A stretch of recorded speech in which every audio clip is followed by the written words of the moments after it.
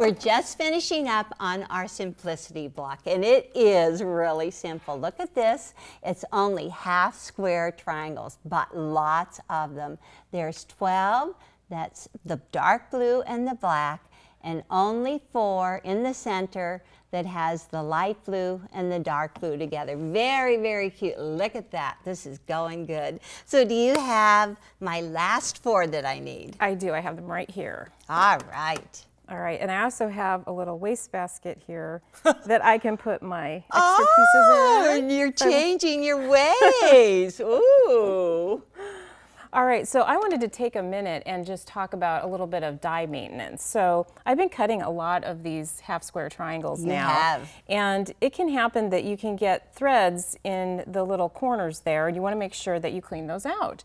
So we have a tool, a little die pick tool here, and this is a simple tool that you can just use. You just go in there and you just clean out those threads, and that will keep your die nice and clean and cutting for a long period of time. Another great trick here is that if you take a lint roller and just roll that a couple of times across the foam, that takes those threads right up. That is a good idea.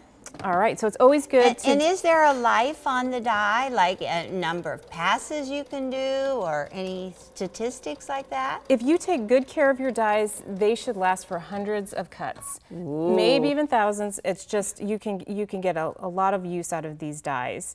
And I also wanted to point out, Eleanor, that sometimes you do get a thread there. So you keep a little pair of scissors next to your machine, and you can just snip that thread, and that's really just easy to do. And that's it. That's all it takes. Very simple. That's good. Very, very simple. And thank heavens it's nothing that's really too mechanical. That's why I like the AccuQuilt cutter, because it's like there's no big learning curve. You know, you could just sit down and just do it. That's right. It's very simple to use. It's very, very simple. Yeah, and even the kids can use it. That was really fun. Okay, so let me just cut. And now we're going to talk about pressing. We're going to do something special. We have 2 different colors here. We have the light blue on top and the dark blue. We're going to press toward the light blue, and then when we get to the dark black and the dark blue, press towards the black. Okay. So now we're making it tricky. All right, so we want the blue on top. Yes, yeah, we want the blue on top. I have just a few more. Okay. Lynn, I only ever heard about one die needing replaced, and it was obvious. A teacher told me that she had the whole class use that die for rag cutting, for rags, for those cutting the rag patches, you know, all the fringed edges. Right. She had every student use one die, and every student made a whole quilt. And she said she needed to write to you and have it replaced. But I think that's understandable, don't you think? That she got a lot of use out of that die, didn't she? She sure did. She sure did. And I thought that's great. All right, so let me see. Oh, you're so careful.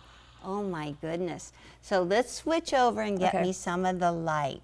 All right. So, oops, there's your cutting gizmo. Oh, yes. Here, I'll cut on this end and you can go ahead and press on the other end. We'll do a little teamwork here.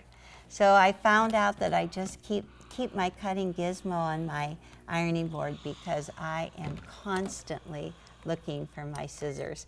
And then I'm usually wearing them or something like that. Do you do that? I do that too. I'll never forget the time I was like this, talking, going, oh, where's my cell phone? Where's my cell phone? Oh my gosh, you can just go crazy. Okay, one more and I'm gonna cut that one too. All right. Good job. Okay. So this could be a lot of fun to do as a class or teamwork, and this is what I found.